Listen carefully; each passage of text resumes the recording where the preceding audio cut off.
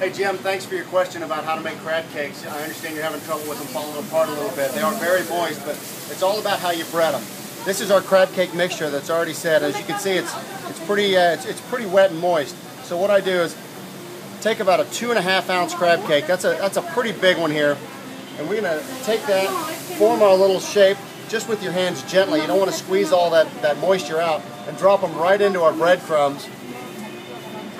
Push the crumbs around the sides and press them in there.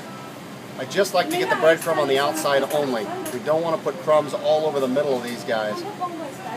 Make sure you've got enough to really stick to all sides. That's how we end up with our crab cake right here if we're going to deep fry them. Now this shape works really well for deep frying, and I recommend putting this into your fryer basket and gently lowering it down into the oil. About 365 degrees is wonderful.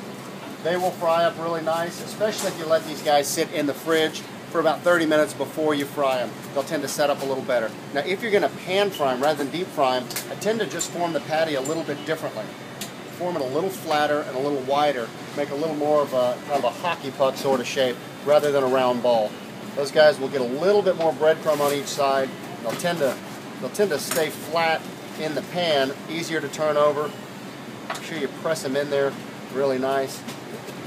This is the shape that we tend to do if we're going to pan fry. The other key to a pan fried crab cake, definitely again let them set up for a while, but you need a good spatula.